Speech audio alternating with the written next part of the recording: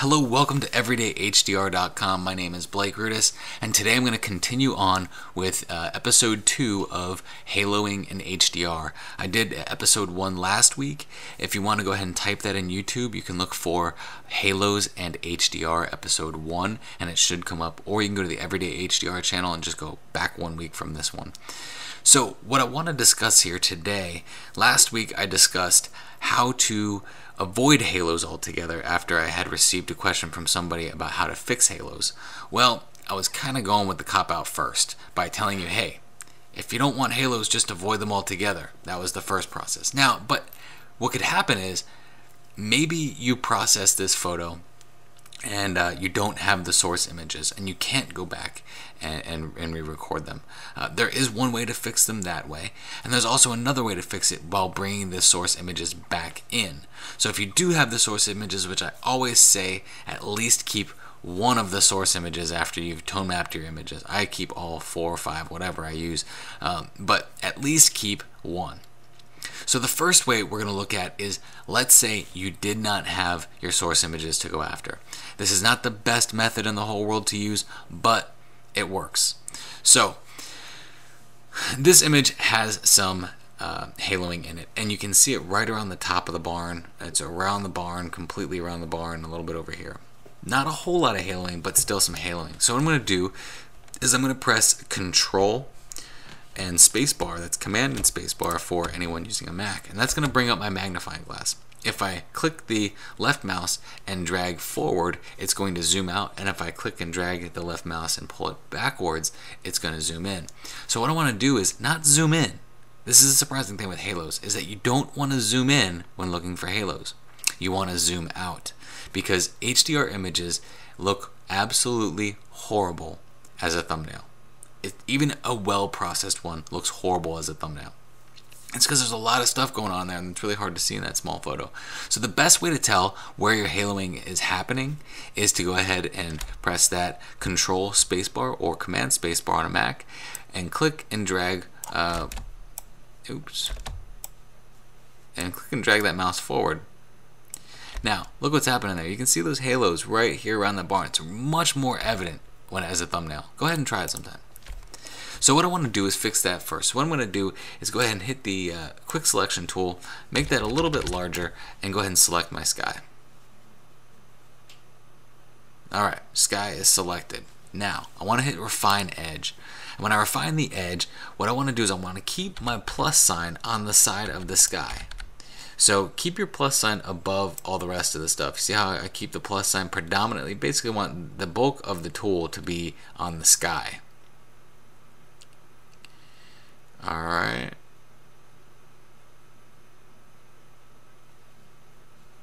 And select those trees out.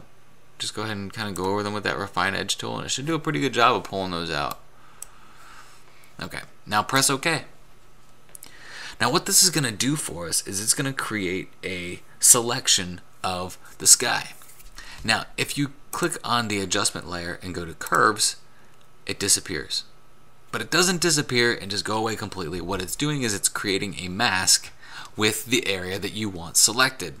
So now what we can do is we can kind of, this is the first way I was going to tell you about. We want to invite that halo in a little bit. It sounds kind of awkward, but we're going to invite the halo in and just kind of exaggerate a little bit more and make the rest of the image kind of match it. Now what you lose in the process is a little bit of your tone mapped HDR sky, but what you gain out of it is a more blended looking halo. So if we press that zoom in, zoom out key there, little trick, the halo is blended. It just looks a little bit better. Now, not a 100% guaranteed fix all the time, but if you don't have your source images, it's better than nothing. Okay, so the second way is a little bit more magical, going to be a little bit more helpful. We want to bring in the source image from the original scene. So I'm going to go ahead and double click right here on, let's go with the -1. If I look down here, this is the -1 step photo. I'm going to go to the -1 because that's going to be more exposed for the sky than it is for the foreground. And what I want to do is really just attack this image for the sky and nothing else. And when I attack this in Adobe Camera Raw, always open it in Camera Raw. This is the trick here. It's a raw file, so I'm right here in Camera Raw. I'm gonna process this in Camera Raw just for this guy. So don't worry about what's happening in the foreground. We're just gonna do it for this guy. I'm gonna increase my contrast. I'm gonna try and increase my shadows, but I don't think it's really doing anything. If I wanna know if it's doing anything to my sky, I can press the Alt key option on Mac and move it back and forth, and it looks like the only thing that's really being affected here is the stuff in the barn, so the shadow slider is doing nothing. Highlights, really kind of doing nothing also. So a lot of this looks like it's going to be resting in the blacks and the whites. Let's see here. Clarity. Increase the clarity. That's going to give us our HDR-ish sky. Not 100% HDR, but it looks kind of like it. Now, what I'm also going to want to do is look for chromatic aberrations and fix those too. So I'm going to go to Lens Correction, go to Manual, or Color, pardon me, go to Remove Chromatic Aberrations, move purple up a little bit, move green up a little bit, and that's going to go ahead and get rid of that nasty chromatic aberration I had right there, which is going to be important when I go to the rest of this. I'm also going to decrease the noise in this one too. You can see there's a lot of noise in there. And just typical luminance up to about 30, luminance detail about 47, but we'll be just fine for this one.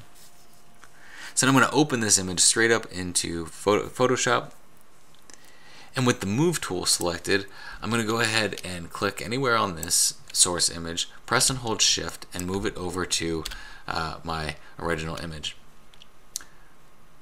or HDR image I should say, sorry. Now I want to control click and have both of these layers selected. With the Move tool still selected, go to the Auto Align Layers tool and then press Auto. And this is going to help me align all of the stuff that's going on in both these photos based on their features. So I'm going to zoom out and go Fit on Screen and see if I've lost anything around the edges, because sometimes you lose stuff around the edges, and it doesn't look like I've lost a whole lot. I can go ahead and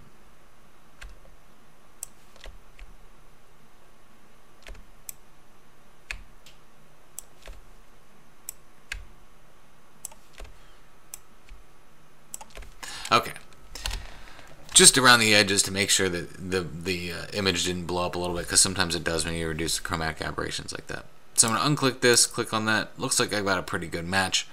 Do the same thing here. Make a selection for the sky. Quick selection for the sky. I just showed you that, so I'm going to do this a little bit faster. I'm going to refine edge, do the same thing. Keep that plus side on this side.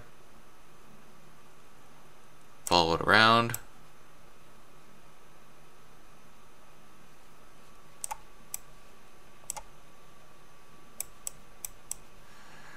And press OK. Now again, this is going to lead us to a selection, so go ahead and make a mask of that. And there you go. Pretty well done, right? Let's go ahead and look at the edges. Oh, our edges look like crap. And there's a way to fix that. So I want to do that on purpose to show you that you can't always just select the stuff and think that everything's going to be peachy keen and duckies and rainbows. So I'm going to go back to the history, go back to where I have my. Now, what I want to do is I want to expand this selection a little bit, but then I want to feather a little bit, so it kind of tapers off. It's like getting a haircut and telling them to do a fade from like a 1 to a 2. If you're a guy, you know what I'm talking about. Sorry, ladies. Basically, what that means is basically like a gradient on your head. Makes it kind of just fade from 1 to a 2. So I'm going to go to Select and go to Modify and go to Expand. So it's going to expand my entire selection by, I'm going to go with 4 pixels. Press OK. And then I'm going to go to Select and go to Modify and go to Feather. And I'm going to feather that by 2 pixels. So whatever I expand it by, I'm going to go ahead and feather it by half. Okay? Now we can do the same thing. Doesn't look like it did anything. It might have fixed our edges. It did a lot better on our edges than it did before. So we can do the trick. We can do the command and spacebar and drag forward, and you see that our halos are pretty much non-existent in this photo.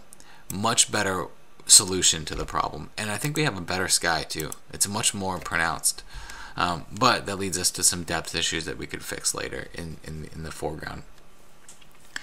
So that was your episode 2 on fixing halos in post-processing with Photoshop and Camera Raw. Again, my name is Blake Rudis, and if you have any questions about any of their future tutorials or can help me out and maybe tell me what you want to hear and what you want to see, I can go ahead and help you by creating a tutorial for it. Have a great weekend, everyone, and I hope that helps you with your haloing problems in Photoshop or Photomatix that you receive from tone mapping. Take care.